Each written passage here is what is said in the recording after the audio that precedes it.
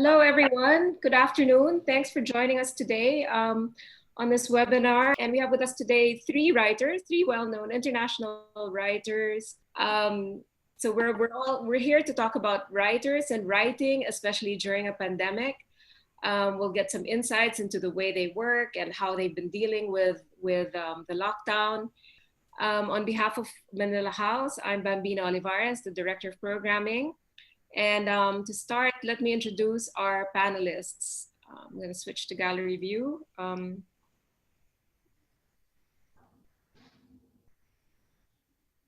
Okay, so I'll start with Dorian, right at the top. Dorian Marina is a poet and a journalist. He's the author of 2 chapbooks of poetry, Stone of the Fish and The Change Giver, and as well as a spoken word album called Heaven is a Second Language. He lives with his wife and daughter in Savidug, Sabtang, in Batanes, where he helps to document and preserve the Ivatan indigenous oral poetry, Laji. Next, we have Reine Melvin, also known as Bonnie. Reine Arcache Melvin was born and raised in Manila. She's a Filipino-American writer and the author of A Normal Life and Other Stories, and The Betrayed, which was published by the Ateneo Manila, the Manila University Press. The Betrayed won the National Book Award and the Palanca Grand Prize for the novel.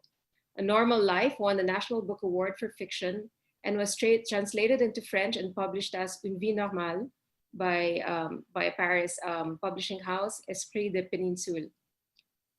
And finally, joining us today is Sarge La Cuesta, who has won many awards for his writing, among them 3 National Book Awards, the Madrigal Gonzalez First Book Award, the NBM Gonzalez Award, and numerous Palanca and Philippines Graphic Awards. He has written several books, including 5 short story collections, 2 nonfiction books, and a collection of graphic stories, and has participated in many writing residencies, fellowships, festivals, and conferences in the Philippines and abroad. So we've got a real panel of heavy hitters today, literary heavyweights. And I'd also like to acknowledge that we also have some very well-known Philippine writers joining us today as well among the attendees. I think you know who you are, but we're very honored to have all of you here. So as we were discussing earlier, in putting this webinar together, Karina Velasco and I, the publisher of the Ateneo de Manila University Press, we were discussing about how writers are affected by the lockdown or the pandemic in general. And you know how as writers, we always talk about not having enough time or not having the quiet, atmosphere in which to work. And now we suddenly have all of that. Plus we have the isolation that we always seem to say we crave. So how is that working out now for everyone? So I'd like this to evolve as like an organic conversation about writers working, how they work, what they look for, in terms of inspiration, how they keep to their craft, and how everything else around us is affecting us. And before we start, I just want to read from something actually that Sarge. This is Sarge's book, City Stories. In case you haven't gotten it yet, please do. It's a short story collection, right, about different places that you've been to, different cities. There was something that struck me in one of the stories. I think it was the second one, and it was kind of a little bit of an encapsulation of what writing is about. So it says here, writing is searching, someone once told me. You search for something and you don't know what it is until you found it. At the end of every sentence, every quantum of thought, the cursor blinks. The computer mocks my inaction by redirecting its energy to some other menial task, checking for system viruses, ferreting out lost clusters, and fluffing up feathery edges of clouds. So I think many writers probably feel the same way when they're in front of a blank screen and they begin working. So maybe I'd like, to start by asking all of you, is this how you work? And has it been changed at all by the current circumstances? Yeah, there's something, because you started with that second story in Sarge's collection, and that's Life Before X, no? Is that the second story? I think it is. Yeah. And I love that part that you quoted, but there's other things in that story and the other stories, which is writers search, but writers are also looking for mysteries. And there's a line there too where you say we live in a world of diminishing mystery. And I think that what really excites are mysteries. That's what excites us, that's what allows us to feel really, really intensely. And in any time of catastrophe, in any time of a feeding frenzy and the Great Barrier Reef, in any time when things really happen, danger, war, heartache, death, the veil that we kind of cover our ordinary lives with, because we can't live intensely all the time, we'd fall apart. But those moments when things happen and it feels like a veil is lifted, and then we feel very, very intensely, and we feel like there's a clarity in the world, there's an intensity of the emotion. And I think that's what artists look for when they write, and that's what people look for in art also. When we hear a song, or we read poetry, or we read a book, or we see a film, and something seems to just open the heart. And I think at times like this, that was a gift of the pandemic, of confinement. I actually loved confinement. I loved lockdown. I went into stress when I had to come out of lockdown. So that's my take. Because in France, it's relaxed now, right? You're in Paris, so it's been relaxed. Yeah, I mean, it's relaxed. People are all kissing each other on the cheek again, which is really quite terrifying, And that's the other thing about this, about the pandemic, is that the people who can kill us are those who love us. It's those who are going to give us the kiss on the cheek, no? So we have to be very careful of those closest to us. But do you have any boundaries now? Like when you go out and see other people? Do you kind of I haven't really picked up on seeing people, it's I've tried as much as possible to stay very, very quiet. That won't last, but I don't even kiss my daughter, no. So but she's big, she's not a baby, so it's doable. But Sarge, you were saying you've been really careful and staying in the whole time. Yeah, because I'm a high-risk individual. I'm diabetic, and by law, I'm not supposed to go out. I heard there's a law, so yeah. I'm a law-abiding citizen sometimes. So for the past 6 months, I've been a law-abiding citizen. It's very boring to follow the law. But that said, I think it's a very, this pandemic has been very weird for me. You talked about me talking about a blank space, right? This is like a blank space for me. I have to be honest. I was just talking with some writer friends, some of whom might be in the audience right now, and they themselves have encountered this huge sort of writer's block. I hate calling it writer's block. I never thought I'd have it. I don't think I have it, but there's a really blank space, and I don't know if it's because I'm so used to sort of wrenching out writing time from a very busy schedule. I live in the business district and I do business, so I just sort of squeeze out enough time, and that makes it feel very precious and special. All of a sudden, you've got nothing but time. And this is a very privileged thing to say, right? Of course, some people don't have time. Some people are struggling right now. And that kind of imbalance, I think, has affected me a little bit. I don't know the right way to see this blackbird, It's very strange. And I'm very flattered that Bonnie mentions what I wrote, but it's very strange also because I can write so much about not being able to write. But that's as far as I can. That's as far as I can go, my friends. No, really, I mean it. And I tell my friends that, it's been very difficult from this perspective. Also looking at the political side of things, it's been difficult looking at things. So have you been able to write anything at all, or it's just been? No, I have like any other writer, and I have a project. Yeah. Everybody's like, I have a project. It has a deadline. The deadline is friendly, too friendly, I think. And I have some resolve, but the thing is, this pandemic is unprecedented. I just want to say that there are unprecedented feelings in us. We sometimes don't know what to feel. You know, Mm. it's not just about being forced to be contemplative. It's about looking at the world through social media, for example, and Mm. looking at your own world inside. Sure, there's a lot to write. There's a huge substrate there, but I think then we fall into sort of being stunned. You know, of course, it's taken 5 months for me. You know, with this constant stunning. You know, so I'm completely stunning now. Um, no, but the point is, yes, it's been different for me. It's been different for me. But though I have been writing, I am writing. I'm getting back to it, but I'm not the 2,000 words a day kind of writer. You know, I'm sadly not. Were you ever? No. I was like, I'm gonna do this overnight. You know, like 10,000 words in a night and never look at it again. You know, yeah, until a month later, and it all looks so bad. You know.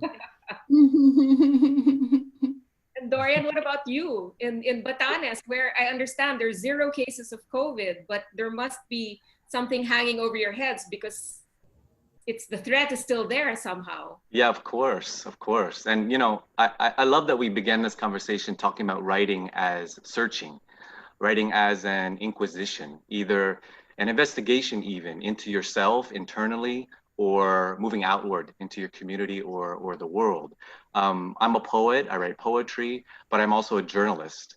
And I think, especially during times of crisis like this, journalism as a craft, as a style of writing and a discipline is especially important, you know, in order to inform, in order to educate, and especially in order to challenge and bring transparency to the decisions that are being made, to challenge those in authority, to try to understand better these very important decisions that are being made and what the effect is on us as individuals and our families. So in that respect, I love the idea of writing as a activity of searching, of inquisition, and likewise in my poetry. I think now is a really important time as well to bring, whether it's poetry or fiction, to also bring other ways of imagining how this world can be and how we can organize our world and our communities. Because if we're learning anything at this time, we're learning that the way we have set up our world and our communities is leading to either pandemics like these, crises like these, whether it's climate change, stresses on nature, on our environment, on our food supply, and extreme inequality in our society. So I think poetry, fiction is a way to imagine a different world and imagine how other people are living, how other people are experiencing this. And I think both of those kinds of writing, although on the surface very different, have an important role to play during a time like this in crisis, especially when we're all isolated from each other. But as a journalist, you say you also do work as a journalist. Are you working on any particular assignments with fixed deadlines? Because I think even as Sarge is saying, it's a different kind of writing when you know you have a deadline and you have to crank it out in one night or whatever, however, whichever way you work. So is that different compared to maybe writing poetry?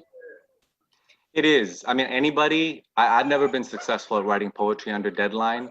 If anybody knows how to do that, let me know. I think it's a different part of your brain, a different part of your spirit. I could never do poetry under deadline, but I spent more than 12 years doing journalism under deadline. So it exercises different muscles, I think. But I do think when we're writing creatively, we need to balance the discipline, the external, forces with the spirit of the work. It has its own timetable sometimes, and we just have to listen to that. Are you finding that too, Bonnie? In what sense? In terms of deadlines? In terms of are you able to churn something out, or if it's creative? For me, France is out of lockdown now. So there was the period of confinement, which, like I said, it for me it was a gift. It was really a gift. I was writing on my project or preparing my project every day. I had writing sessions with a novelist friend in South Korea and a filmmaker friend in Dublin, where essentially we would accompany each other in silence. We would just have little faces on the screen, and it wasn't every day, but just once in a while, so as not to feel so alone. And then I had some writer friends with whom once a week we just got together and we shared a little bit about what was going on. But essentially, every single day to be able to work on a project was wonderful, was really wonderful. My problem is that I'm a freelancer. I work as an editor and I work as a writer for magazines and publications, and all that work has dried up. It ended. And there was nothing I could do about it because it just wasn't there. Now that we're out of lockdown, there's the post-lockdown fears that are coming in. And that's in a way what concerns me, because there's an economic crisis that's coming out that's going to have political repercussions. Everybody's scrambling for work. The economic situation here is very bad. So those kinds of things worry me again, the practicalities of life, how to survive, how are we going to survive, how are we going to get through this? And that eats up a lot of the energy, and I'm taking any kind of work that comes to me, I'm grabbing it because I don't know how long it's going to last. And I no longer have the time or make the time, those hours every day that I had for writing, and I miss it desperately. So that's where I am now. But also, what was your usual pre-pandemic? What was your usual routine? I would always, every time I'm working on a project, I just force myself to sit down. I tell myself, it doesn't matter if nothing happens, I'm going to sit down. And somebody said, and I think it's been said a lot among writers, one doesn't write because one is inspired. Inspiration comes because one sits down to work. And I do believe that. I do believe in just showing up because I'm very scared of writing. I'm very, very scared. Like if I'm thinking about it, I panic. But if I sit down, something inevitably happens. I may throw it away. I may think it's terrible, but something inevitably happens. And I love the idea of one doesn't really know what's going to turn up on the page. And I think we've all had that. We think we know what we're sitting down to do, and then things start to happen. So I love that process. I haven't been doing it. The last few weeks, all I've been doing is what the French call travail alimentaire, which is literally food money. Yeah. But is that the same for you, Sarge? What was your routine before all this happened? Well, yeah, I work for food money as well. Nowadays, it's more food than money, but I'm not complaining.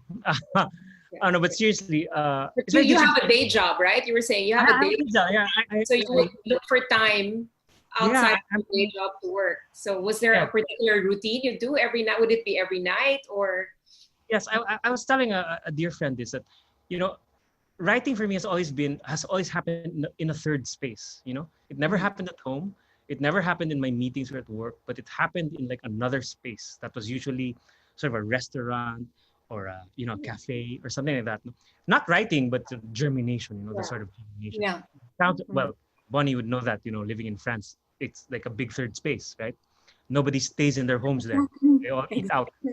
So like, the homes are empty because they're all out. But seriously, and I've always sort of thrived on this sort of pressure. I'm like Daffy Duck, with a who lays a who's asked to lay a golden egg, but he's a male duck, so he can never lay a golden egg until they shoot him in the face. And he finally lays a golden egg, and he says, you never know what you can do until you got a gun against your head. So that's the kind of pressure I live with. But right now, it's the pressure.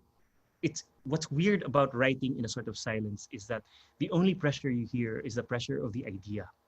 But when you have a project, is that it's the pressure of the concept, it's the pressure of the idea, not necessarily the deadline. And I think Dorian was right. It will have its own time. It's gonna kill you when it wants to kill you. It'll revive you when it wants to revive you. It will make love to you when it wants to make love to you. You just have to wait. Yeah. And that's painful. It's painful. It's painful for writers who want to write. And there's another aspect too of this, and I think it's listening. Often you think of writers as producers, as artists who create, right? And there's of course an element of creation, but the listening is really important too. Listening either to the process of your creation, your artistic process, to listen to those voices. Or for me, my process is a little different. I am a writer, but my creative writing has always been very oral based. A lot of my work for the last 15 years or so here in Batanes has been documenting and preserving our indigenous oral poetry, which is Laji. It was never written down, so it's a living oral tradition. Unfortunately, many of the elders are passing now, so it's a critical time to preserve that. But in my own writing and poetry, it's always been informed by hip hop, by spoken word, oral poetry. My book Achichuk from Ateneo was composed mostly orally on my trips walking to and from the farm, right? So I would compose the verses over and over orally. I would listen to them. I would hear it, and then by the time I got home, it would be there.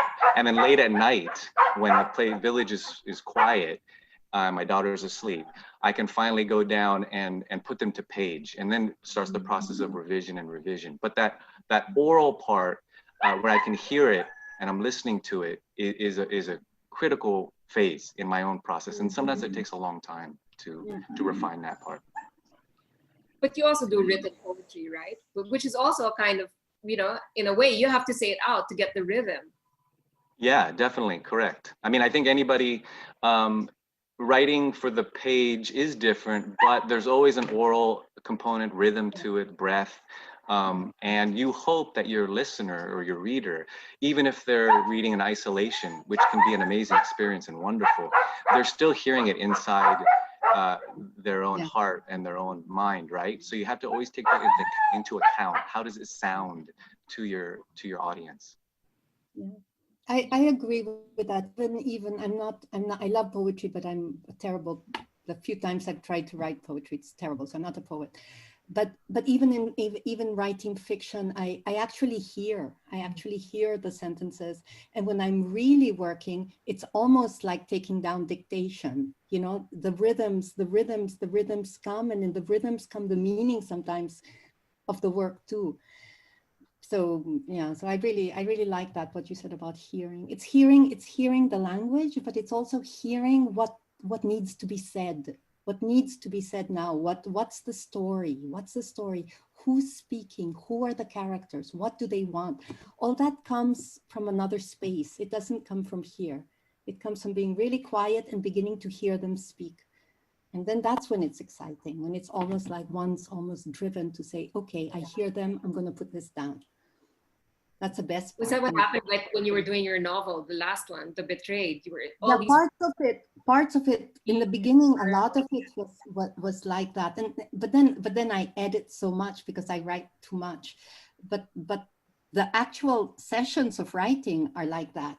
And that's where I am now with the new project. It's like I know the form, I know the scenes, I know the little pearls in the necklace. What I don't really hear yet is the voice of the character. I kind of know who she is, but I don't hear her. And I know I have to be really quiet if I want to hear her. So. And then it just comes like that when it if it does, just it does. Yeah, if it does. Usually it does. But Sarge, you're also an editor, right? Yes. So are you good at editing your own work? Because I mean, some writers need editors really, because they, like you were saying, Bonnie, but you're also an editor, but you know, you tend to kind of, you know, overwrite before you trim it down. But sometimes, you know, you don't know what to trim down. Or are you the same? Are you as critical with your own work?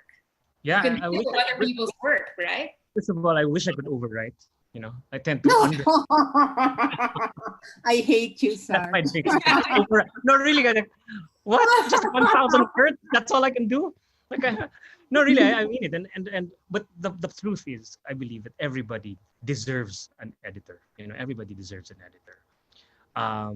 I've not just everybody deserves two editors, like an editor who reads the work and who tells you about the work, and a line editor or a copy editor who looks at your work. And this is sort of, this might sound very basic or very elementary, you know, but it's kind of fundamental. This kind of and this is not just, you know, on the way to the page, on the way to the printed page. This is on the way to creating a sort of a quantum work of art, a piece of art. No, and as an editor myself, I would like to say that I'm not that kind of editor. I'm not the kind of editor who read a novel and tell you what's wrong with it. You know, I'll read the novel and I'll always tell you I like it, except that some parts I like more than others. So I'm too kind as an editor. Um, that said, I do edit. I do act as editor at large for Esquire Philippines, and that's a lovely place to be in because it's lifestyle, but it's also very political at times, and it's also very existential at times. You can write, and it gives me that kind of space. And also, we've hosted, thankfully and gratefully, we've hosted a lot of journalists who have graced our pages with a lot of real writing. When I say real writing, it's because I have a lot of respect for journalists. You are right, and I think sort of going back to what Bonnie was saying, because I feel that we're from a different sort of sensibility when it comes to writing. Although we both want to be, I would like to be in Paris as well, so we can't argue. No, but I sort of tend to look at writing as a sort of act of retrospect. For example, I've been to one place and it takes me a long time to write about it. It'll take me years to write about it. So this in that sense that I kind of soak it up first. I kind of live it up first. You go on a bender first, and then when you're 50 years old, you look back and you say, that was a good bender. I'm going to write about it. I think that's the way I do it. So it's kind of a laborious process. And it's interesting because among our group, like I think writers also tend to envy each other. No, like I envy your process where you can sit down and collect thoughts. In my case, I walk around or do my thing and then collect thoughts as I go around and do my thing. One day, one fine day, I'll sit down and finally come to that thought, that core thought that I was coming to. And then it comes out perfect, Sarge, with no rewriting needed. I don't know. No, there's a lot of work that goes into everything, Yeah. So is it like a community of shared agony and envy at the same time? Kind of. Yeah, sure. There's a lot of shared agony. Yeah, there's a lot of shared agony. I think, I think a lot of writers commiserate. They if they don't, they're either commiserating or wishing each other the worst. So I'd rather commiserate. Well, it's human nature as well. Like, why did you get published before me or something like that, But I think... No, yeah, absolutely. And my high school motto was, it's not enough that I succeed, others must fail. Well, at least you're candid, so that's good. That's good. My dad taught me that, and yeah. Anyway. So. Dorian, what about you? I think you have to unmute, Dorian. Do you have like Can you hear me now? a community that you can turn to there, or do you find the need for a community of like-minded, literary enthusiasts there in Batanes? Yeah, there are. I mean, there are, especially among I spend a lot of my time with elders because of my Laji project, but among the youth here, I'm really impressed. There's a lot of wonderful young writers and artists here in Batanes that are, at this point, it's an interesting time because we've had almost maybe 6-7 years of this explosion of tourism. So there's been a kind of a new reevaluation of our own culture and the value that it has, and how do we preserve it and protect it and share it at the same time with other Filipinos or with people abroad and so forth. So the young people have really picked up on that, and whether it's visual artists or literary, there's a really a growing scene of young people who are doing either spoken word or are using music, writing original songs, and I'm really inspired by them here. In fact, we were supposed to have a few events to do some Laji and some new work from younger artists right as the pandemic was unfolding here. Those events unfortunately were canceled, but yeah, I do. I love the energy and the work that's going on here as well. And since the pandemic began here, we've also launched a community-driven local podcast called Historia No Ivatan, where we're capturing our own stories and telling our own stories and finding out how this crisis is affecting each other. And it's a way that we can communicate to each other across islands, and it's a way we can foster and use our own language because we feature Ivatan language in it. And it's been a lot of fun, and it's been a great place to connect as well. Yeah, because you spent some time, you grew up in the States, right? And then you have Irish-German ancestry and all. It's really interesting. And then you're in Batanes, kind of like Yeah. Mind blowing. Yeah. Right. So people always ask. So yeah. So I grew up mostly in California. My father is Ivatan. I live in the village now called Sabidug. It's the village that my grandmother was born in and raised in. A lot of my family still lives here. My grandfather is from another part of Batanes called Basco or Basay. My mother German Irish from New York. I kind of like to embrace all of that as I try to explore all of that. And I'm raising my daughter here now, and she's born here and raised here. But I also still want her to know about her country, about the rest of the Philippines, about the U.S. as well, and her own ancestry. But when you have journalistic assignments, do you like travel to Manila to do, you know, as part of the story? If let's say they're like you wrote something for Caravan, right? For an Indian publication about Jose Rizal, actually. I thought it was really interesting. So you had to come to Manila and talk to people, research that. Yeah, definitely. Before the pandemic, yeah, I always passed through Manila, and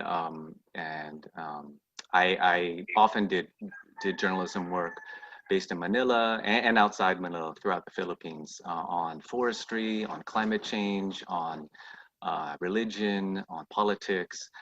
So yes, and it brought me throughout the Philippines, and also I've reported throughout Southeast Asia as well. So in Thailand or Indonesia, other places as well. I mean, all that has stopped for now, and I can't report on much because I'm living here. So we are confined to where we are here, and we're trying to make the most of it, and we're just really digging into our community and trying to support each other so far here while this, you know, is unfolding. But I just want to read another thing from that same story about X from Sarge, because that was also another way that writers tend to work. It says, I feel cooped up, I feel confined. I confess to her, writing night in, night out in Gabby's room. The world is moving at an inexorable pace, I say, remembering the muted TV image and the vast unexplored ocean in the corner of the computer screen. I feel irrelevant. The world could be ending. Us writers are still too busy trying to write about it.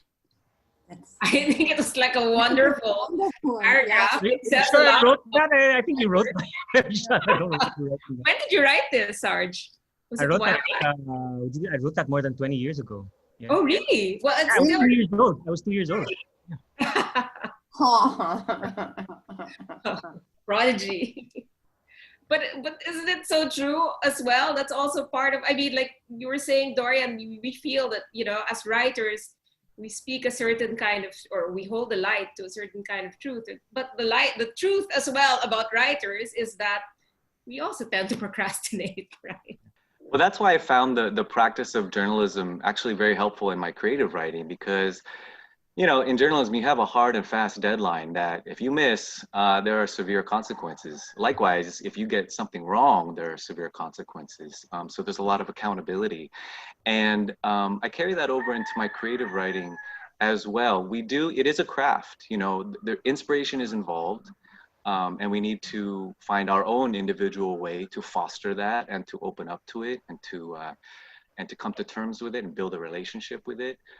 But craft is very important, right? And part of that, as Bonnie said, or a big part of that is showing up. And there's so many reasons in our modern world to not do what is calling you, right? There's errands, there's this, there's that, there's distractions, there's responsibilities. And especially now, from what I hear, I think our experience is a little different here in Batanes because we go out, and I'm going out often. But I think if you're confined, that with the mediation of technology, those distractions persist. So how do we find a way to clear out the noise, right, and access that place of inspiration or access that place of creativity is still a challenge, even though we're living through this unprecedented time now.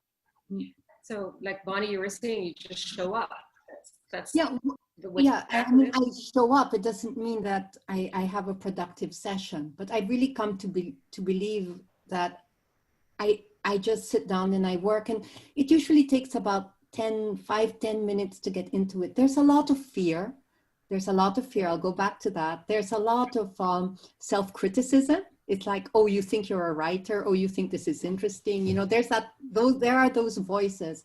I think the outer world and the things to do in the outer world can interrupt the writing. I think I interrupt my writing a great deal. You know, I think the self interrupts a great deal. It's also from the inside out. It's like, I should be doing this, I should be doing that, you know, et cetera, et cetera. And then the commentary that's going on with the writing. I think also it's again linked to, I guess, like it's the topic of my book and the topic of everything else. It's like, where's the passion? And I really do, I mean, that's what I was exploring in the book. It was the passion between men and women, between sisters, but it's also in my own life. Yeah, my fear is that driving passion to say something, to having something that I need to say, that needs to get into the page. I'm scared that I won't find that again, or that I'll find it for a moment and then it will go, because there's a voice now that criticizes a lot, saying, why is this interesting? Why should someone read you? Why are you going to spend years again on something that may, you know, it's quieting those voices, which, to be honest, is really, really loud when I'm procrastinating. But when I actually sit down and face the page and start doing my stuff, it's gone in 2 minutes because I'm just doing. And I tell myself, look, if this is bad, I'll throw it away right now. And then it just comes because other voices take over, and I start to hear, as Dorian said, I start to hear other beings come alive. And that's really, for me, that's really exciting. But it never stops the fear for the next session. You know? It's quite common, right? That I guess it's called imposter syndrome, right? In a sense, because I mean, you guys are multi-awarded. You between Sarge, you and Dorian, I mean, and Bonnie, you've got a whole, you know, slew of awards that have validated you as writers, really writers and poets, and so you still have that niggling doubt, you know, in your head. That's niggling, Bambino. It's like huge. I think we're all writers. We're all writers. If we're all writers, maybe a work we did was recognized, but it's always a new work. Yeah. It's a new page. You start. You're only as good as your last book or your last. When you're starting again, you're really starting again. Whatever you did before, if you're repeating it, you know, for you. I mean, it's always facing it again and trying to stay. I guess for me, it's also trying to really stay very honest, very true to what I'm trying to see, to what I'm seeing in the world. And it's kind of easy to filter things through what I've already thought, through what I've already written, through what I've read elsewhere. All of that influences, of course, but to really try to see clearly, to hear clearly, to see clearly, and to feel those things in the human heart, you know, that somehow need to be said. And that's exciting when I do reach that point, and not to be fake. I think that's really important too, that you believe in something that needs to be said, because okay, we won awards, we published our writing or whatever, but there's a lot of failure, there's a lot of rejection as a writer. You know, I still have some of my pitches are rejected, manuscripts are rejected, criticism comes back from writing. It's hard to hear sometimes, but hopefully it's constructive, hopefully it's helpful. Not always, it isn't always that way, but that's the process, that's the creative process, right? And in journalism, or I would once again refer to how I started in my creative writing, hip hop and spoken word. It's highly collaborative, right? And so you're constantly like critiquing each other and getting feedback back, and that can be very helpful and productive. But at the end of the day, you have to believe in what you're writing. You know, nobody else can tell your story or tell the stories you want to tell. Nobody else can do that. Only you can.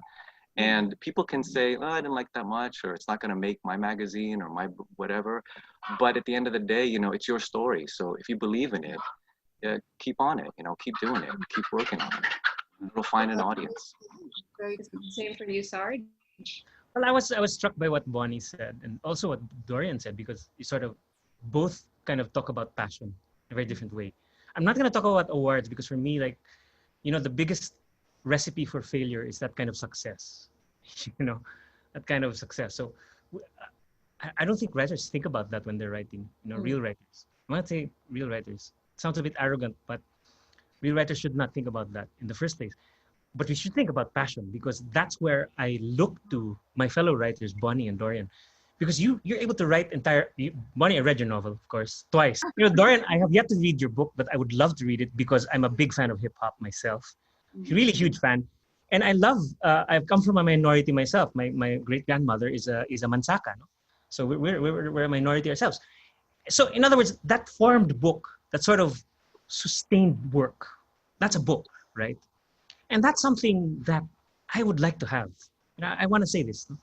And I think my question, I want to just bump the question a bit to you guys, because this kind of passion, this kind of, you said it right. Like, you have to have that passion. You have to find that moment of passion, right? Or that night of passion. How do you do that? You put together a whole book, and it's not just one night, right?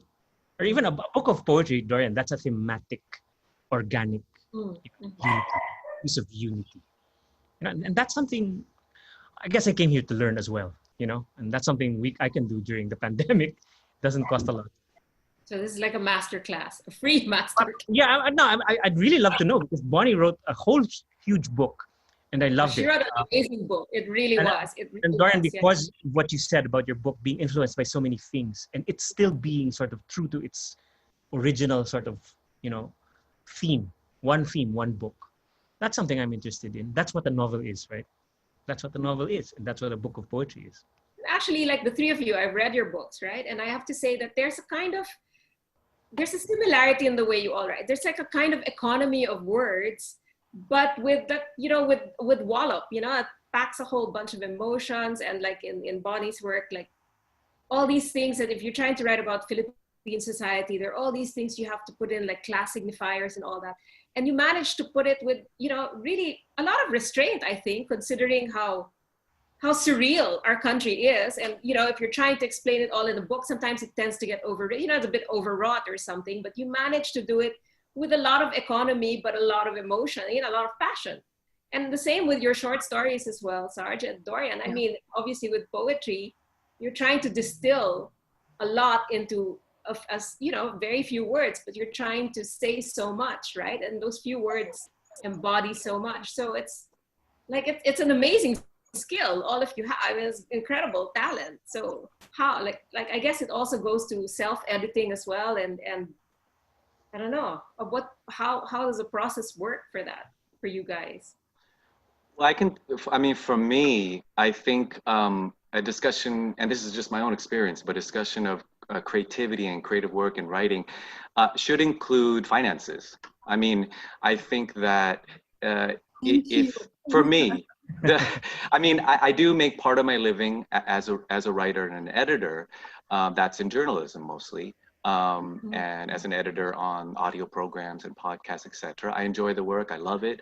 And there's a certain degree of passion there, but poetry is a different thing. And for me, in order to support that kind of fiction or poetry writing, you need to figure out the finance part of it. Are you trying to write to just really unleash that passion, to pursue it, to really, and for me, what I've had to do is balance that, right? Find a way to make my bills, feed my family, but find a way to carve out that that time, that space, that psychic energy, that support, that community to pursue creativity and writing. And it's taken me 20 plus years to figure that formula out.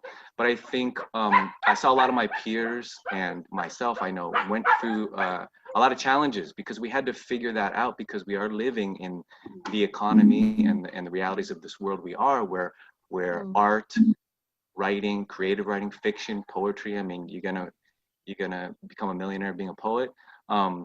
You have to figure that stuff out. Otherwise, you're gonna just be too stressed out to do the creative work that you need to do, you know? And so that's one of my biggest pieces of advice to my younger peers, is that find a way to support your creative work, and find a way that you're comfortable doing it in a way that you maintain your integrity and your passion in what you want to do and the stories you want to tell.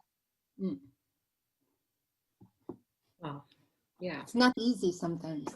Yeah. And like Sarge, you're saying you have a day job, right? So, you know, Yeah. like as Dorian is saying, you're balancing out the financial. I'm an entrepreneur, so I run businesses, and as you know, during this time, all businesses are in peril, except the government business.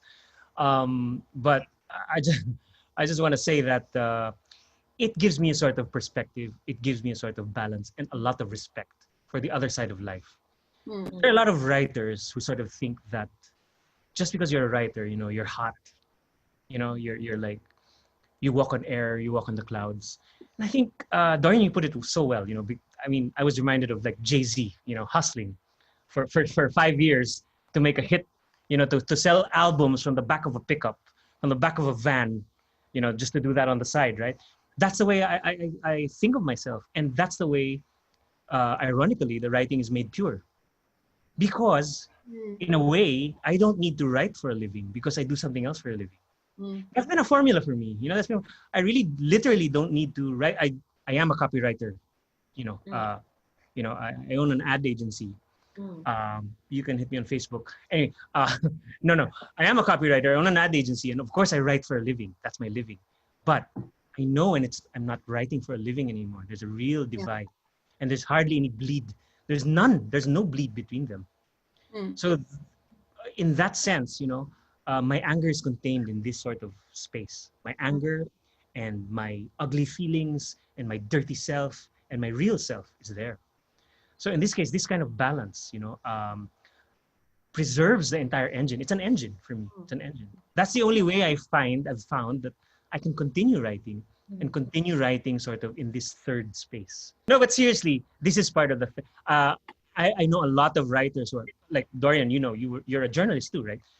You get a lot of material from there. This is what living is about. You get a lot of material from there, and as you grow older, you realize that writing fiction, for example, for me, is a matter of living. It's a matter of experience. Then you go back and you say, I did this. This happened to me.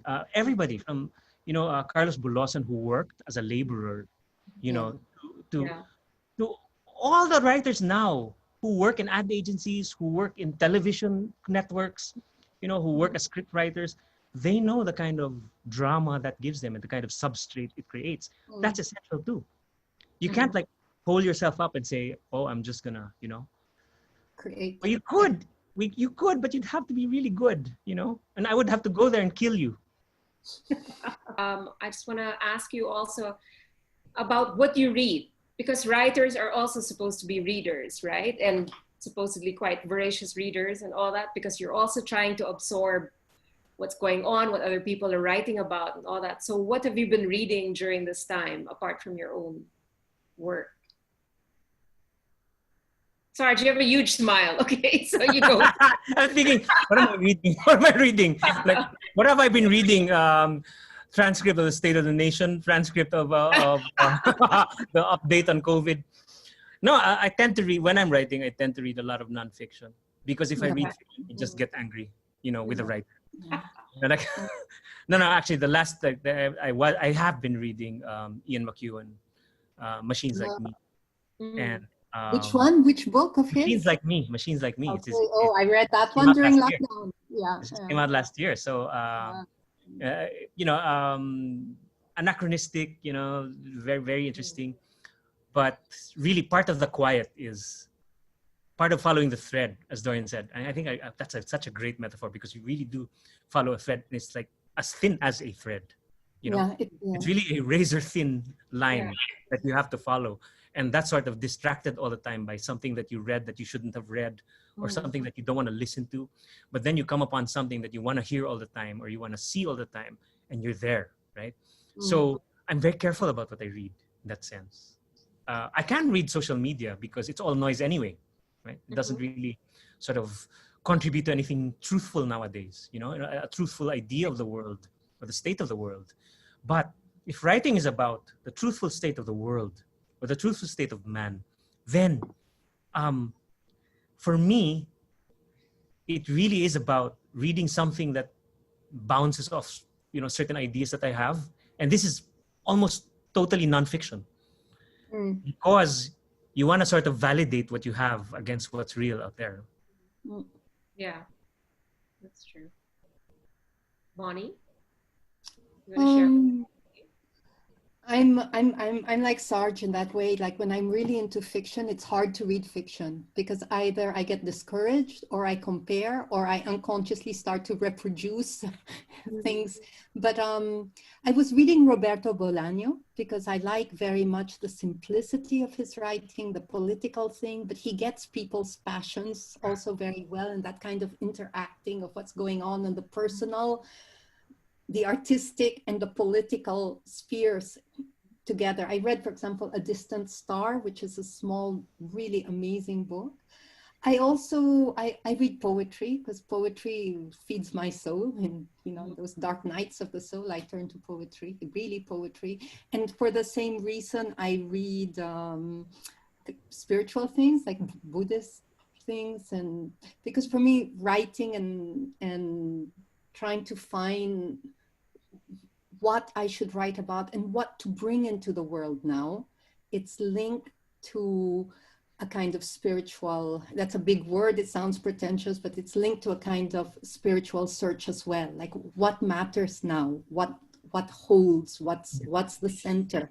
When I was younger, I thought I was very interesting and that I could do versions of my life and it would be an interesting story. I'm very impatient with myself now, so I'm looking at the stories there in the world and the meanings that might matter, that might bring consolation to the human heart, so I don't think really in that terms, but that's the spirituality and the writing practice. For me, they're linked. Very often unsuccessfully, but there is a link that's important at this point in my life. You, Dorian?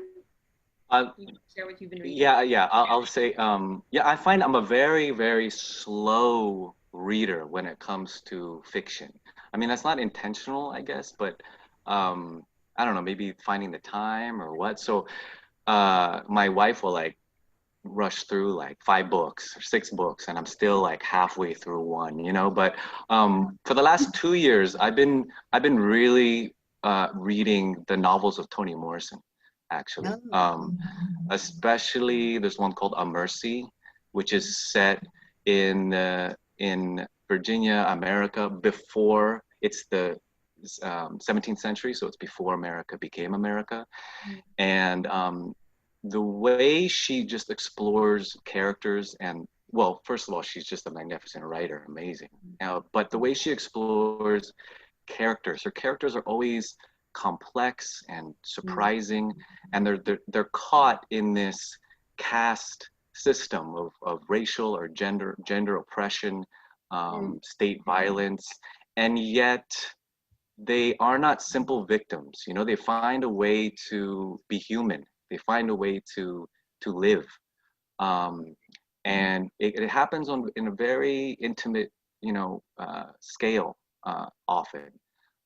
But I have just found, especially now, in what the U.S. is going through in terms of its reckoning with racial injustice, I found her stories just incredibly relevant, even if they're having to do with the 1600s, 1700s, or the book I just finished is called Paradise, which is about mid 20th century and early 1900s.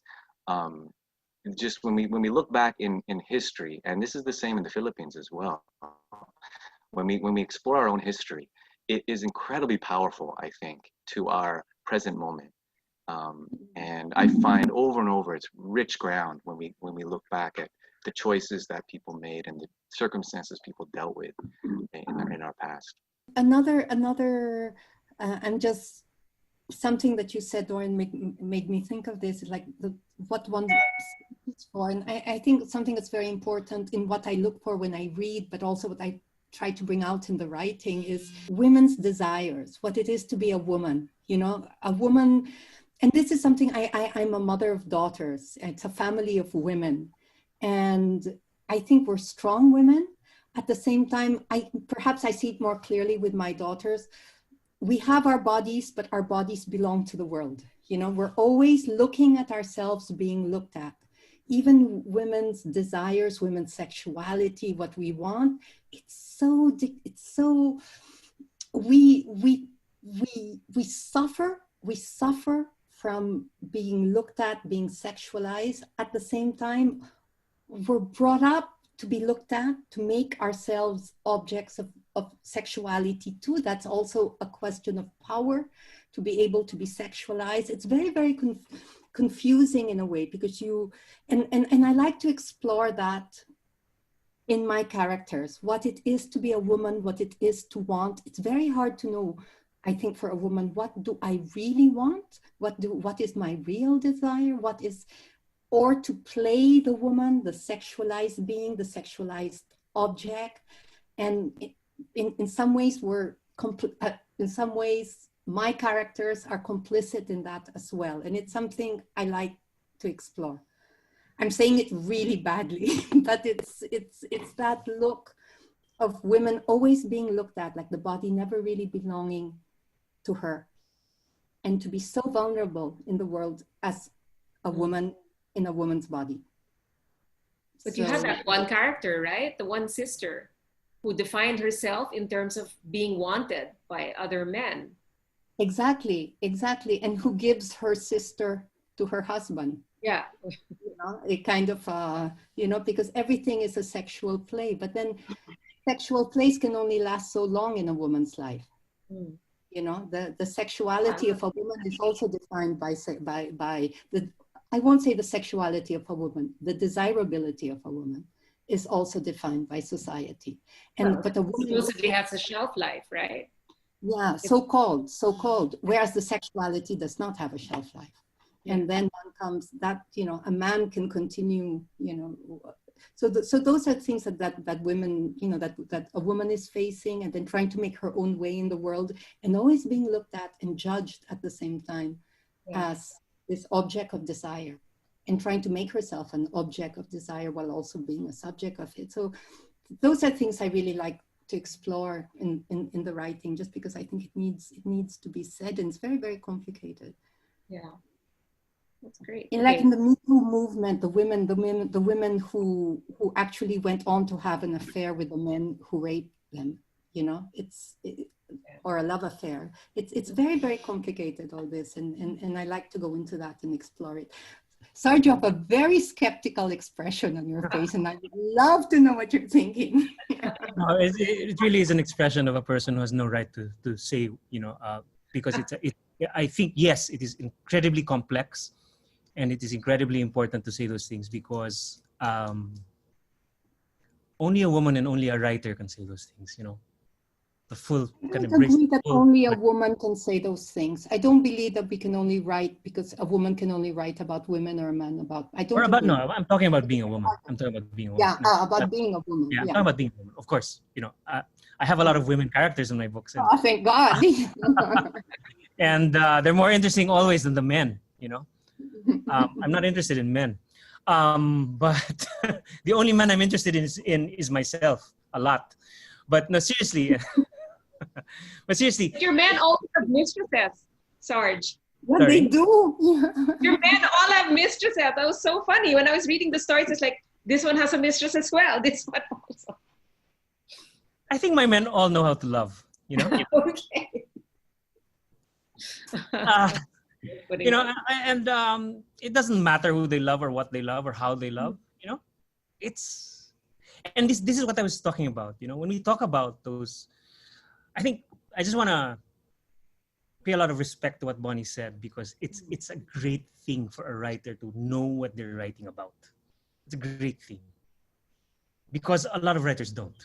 You either know what you're writing about, or you have the talent to write it, you know. I don't know. I never know where I am, so I'm always doubting myself, and that's a great way to start as well, because you just keep at it, you know. But I do like to write about those things that you can't say, you know, the ugly truths, you know, the dirty feelings, the sad things, you know. There's so much, you know, and there's so much connected to being Filipino. You know, there's so much about being Filipino that's sad and ugly and dirty and can't be said sometimes and is sad to say. You know, somebody wrote an article about not wanting to be Filipino anymore. And, you know, he has a point, you know, but I'm Filipino, you know, and I want to write about things like that. So I think that's, you know, I think the act of writing is that, you know, I mean, it is sort of finding the complexity that you want to capture. Well, and being brave enough to write about it as well. I think being a writer by itself is like it's a big act of bravery to say, you know, I'm going to write in a world that doesn't read anymore. No, but there's that also. Yeah, I mean, that's a big, you know, you can become a firefighter. You know, the world is heating up. A lot of people need you. But a writer, like, nobody needs you anymore, really.